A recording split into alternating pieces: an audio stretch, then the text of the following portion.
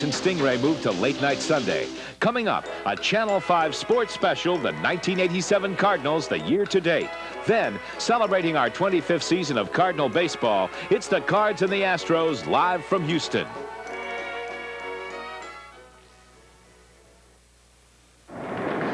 Well, this ought to hold me to the third inning or the first pitching change.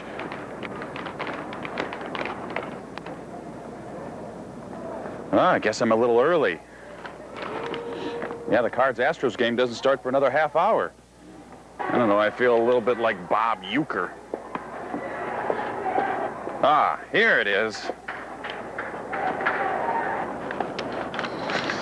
Got my hot dogs, my pretzels, my seat cushion in case I need to throw anything. You know, we're only 7 weeks into the baseball season, and it seems like the Cardinals have already crammed a whole season's worth of great plays and burst bubbles into just 37 games. Excuse me, I think you're in my seat.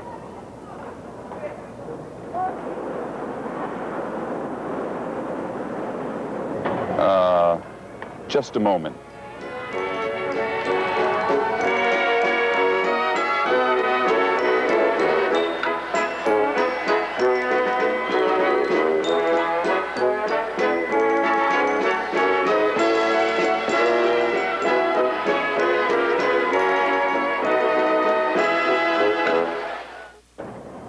Well, I'm glad that's settled.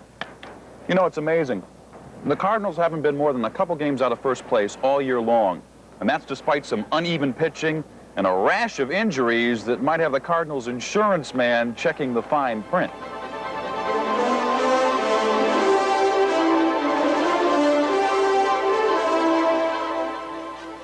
No matter how well you plan a baseball team, placing your top player in the big show and carefully bringing young players with speed and power up through the ranks, sooner or later, some guy at the top is going to step off a seawall, twist the wrong way, hit something harder than he should, or just be in the wrong place at the wrong time.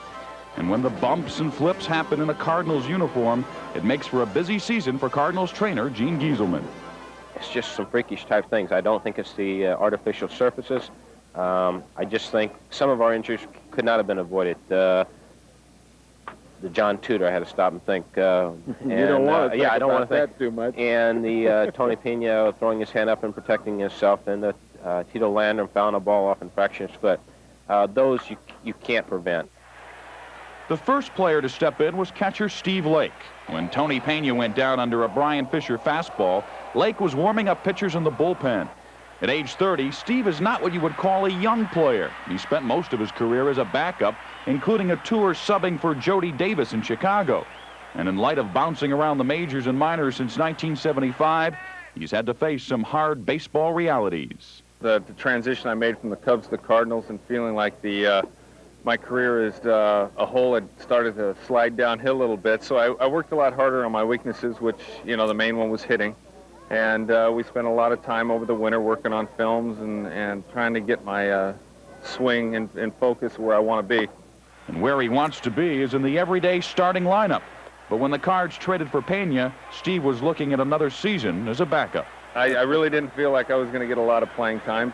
It's occasionally catching a day game or if they needed a pinch run, and maybe even lesser because Tony has some good speed. But you know, I was used to it at the time, and it was frustrating, but, you know, things work out.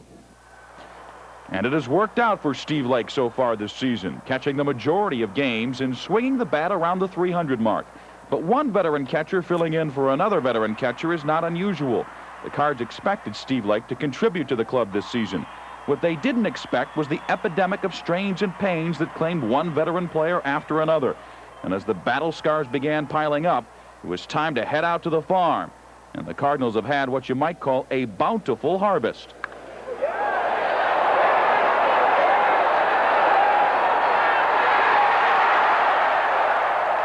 The first Louisville Redbird to make the transition was Tom Pagnozzi, or is it Pagnozzi?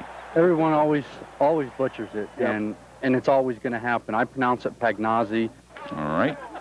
With Tom's trip up from Louisville, the Cardinals began an exodus from Kentucky that's included Rod Booker, Johnny Morris, Skeeter Barnes, Joe McGrain, Tim Conroy, and Lee Tunnell. 3 pitchers, 3 fielders, and a catcher. saying that it takes a big break to get into the majors has a different meaning around here. We've all been down on the farm working to get here, and, you know, we're all just excited as heck to be here. And, you know, all we're trying to do is play the hardest we can to the best of our capability and stay within ourselves, and I think we've done that. And what about the transition from the minor leagues to the majors? Well, it's a tremendous jump as far as, you know, the quality of players. You're seeing the best players in the game of baseball right here. And, you know, the pitching's a lot better. The defense is better. You know, they make every play. It's enjoyable to watch also. And the Cardinals' veteran players and coaches have enjoyed watching these young talents come up and get the job done, like batting coach Johnny Lewis. They walked out there and got a couple of base hits, and their confidence level is up. And as a result, they're responding to the pressure. So we've put them in some difficult positions, and they're responding very, very well so far. Yes, they have. And somewhere on the road from Louisville to St. Louis, these Redbirds seem to have picked up a little magic. Tom Pagnozzi is a perfect example. In a pressure-packed game against the Mets, Tom pinch hit in the bottom of the 10th to tie the game, his first major league hit. And then last weekend, he swatted his first major league grand slam against the Reds. This type of Redbird cool isn't lost on veteran Steve Lake. I don't know what it is, but it seemed like when I first broke into the big leagues, you know, I was so nervous, and, you know, I was, you know, thrilled to be there, and it was that I needed to take an adjustment period to say, hey, I'm in the big leagues. The young guys coming up today, take a look at Rod Booker. You know, Rod comes up here, takes over second base, and just starts pounding the ball like he's been hitting against these guys for 5 years. You know, McGrain, I mean, he feels and acts like he's been in the big leagues 10 years. I mean, not that it's a cocky attitude, but it's a confident attitude. Joe McGrain brought not only his attitude, but a little of the Redbird magic, too. His first outing as a Cardinal was a 5-hit, 7-strikeout win against the Mets that gave Whitey Herzog his 1,000th major league win. McGrain led the club in ERA through the first 4 starts, but he knows that the kind of success the Cardinals are having with called-up and patched-up players is very, very unusual. You talk about the great, unique blend that we have. A lot of veteran players mixed with some young players, and the veteran players have gone out of their way to make me feel at home and make me feel wanted and make me feel like I can play a part here. I know John Tudor is not healthy, but he's really helped me a lot in telling me how to throw certain hitters, and he's really provided a lot of information for me, even though he's not healthy. And maybe that is part of the reason for the success, even though, if all goes as planned, the passing of the baton from the veteran to the younger players is temporary. Each player knows that Whitey will give him a chance to contribute. Well, that's great that Whitey's not afraid to use his whole 24-man roster, or how many ever guys we have. It's 24 at one time, but move it back and forth, it seems like we've had, you know, 50 guys come through here.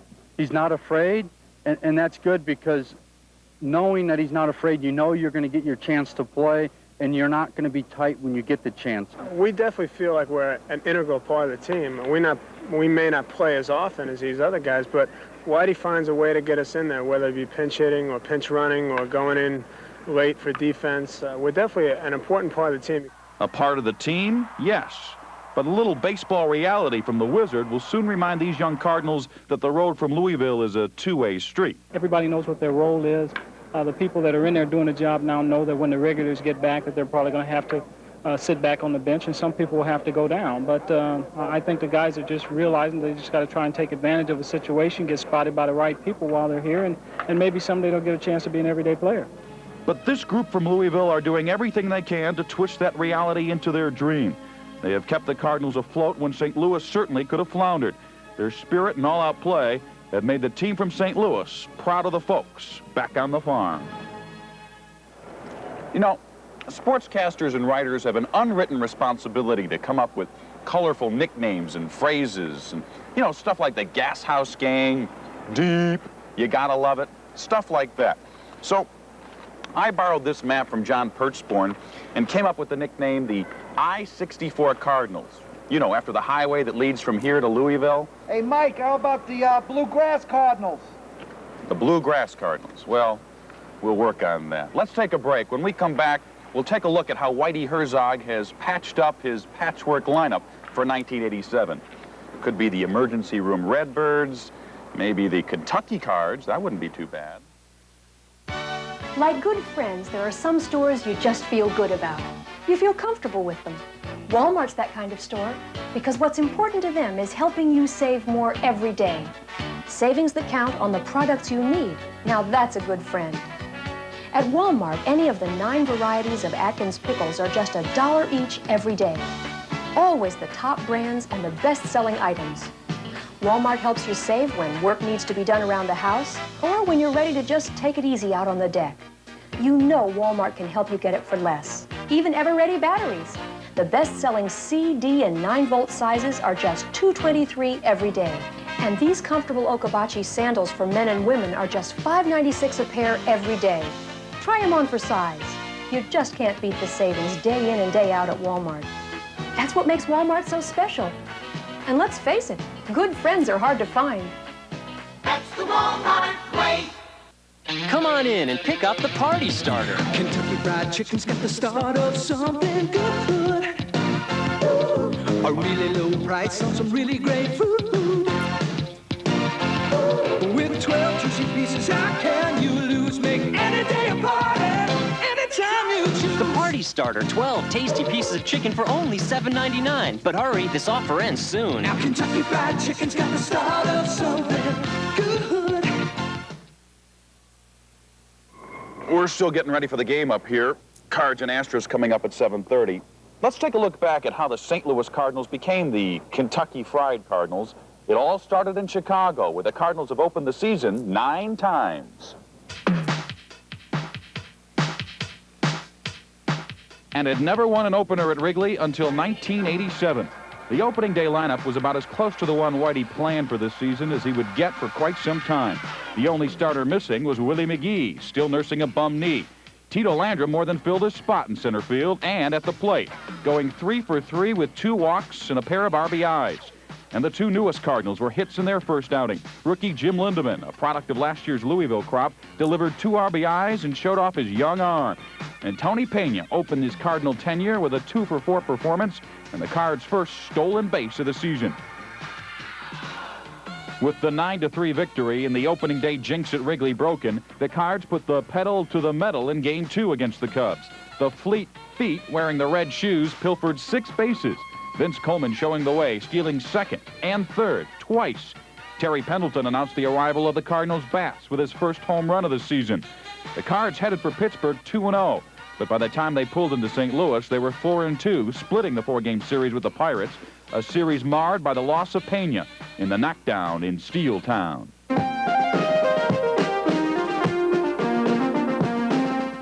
A steady light rain dampened the opening game ceremonies, and perhaps the dreary weather got to starter Greg Matthews. After starting off the game with a pair of crisp strikeouts, Matthews was knocked out of the game as the Expos tallied 4 runs in the top of the first. The Cardinals were never in the game, waiting until the bottom of the 9th to score their first runs. Too little, too late. Montreal spoiled the St. Louis home opener 9-4. The weather was better for the second Cardinal home game, but the results on the field were the same. The Expos took the afternoon contest 4-3 and brought the Cards back to the 500 mark after 8 games. But perhaps the Cardinals were looking past the Expos. After all, Montreal came into St. Louis in last place, and the next team to take up residence in the third base dugout were the bad boys from the Big Apple, the New York Mets. 1 year ago, the Mets had swept a 4-game series in Busch to send the Cards' '86 season on the skids and launch the Mets toward the World Championship. But this year, the broom would sweep in another direction. Over 43,000 fans came out to greet the Mets, and the Cardinals didn't waste any time adding their warmest regards. In the 5th, Cardinals trailed 3-2. John Tudor poked a 1-out single, and Vince Coleman followed, bouncing one off Rafael Santana's glove for a hit. Coleman ended up on second, Tudor moved to third, and Tom Herr stepped up to the plate. One swing, and the Cards were on top, 4-3. Rick Horton came on to shut down the Mets for the final 3 innings. With the game-ending double play, there must have been a sigh of relief. The Mets would not sweep the Cardinals this year.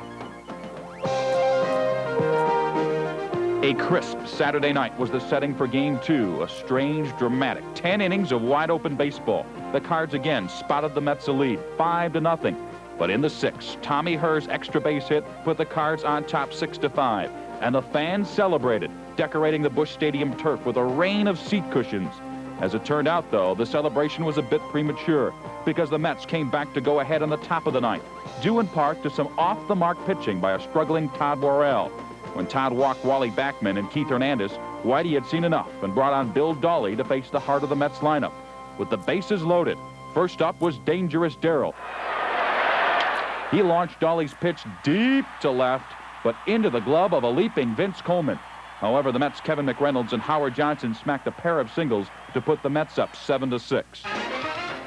In the bottom of the ninth, Jesse Orozco walked Ozzie Smith. Tom Hurst sacrificed him to second, and with Jack Clark at the plate, the Wizard took off to steal third. Gary Carter's throw skipped into left, and Ozzie came home to tie the score at 7. But not for long. The Mets again took the lead in the 10th, scoring on a walk, a couple of sacrifices, and a wild pitch by reliever Dave LaPointe. But the Cards more than answered in their half of the inning. Terry Pendleton slapped a one-out single to right. Steve Lake followed with another single to left. And Tom Pagnozzi tied the game with his first big league hit. Davey Johnson stayed with Orozco even after he walked Ozzie for the second time, loading the bases for Tommy Herr. We're 8-8 in the bottom of the 10th. Off the stretch, Orozco. Here's the pitch. Swinging a long one into left field. Way back in the corner. Grand slam! A grand slam home run by Herr. And that's the winner. 12-8. What a night. And on the sunny Sunday afternoon that followed, the Cards clicked on all cylinders, running away with the third game against the Mets on the bases, in the field, and at the plate.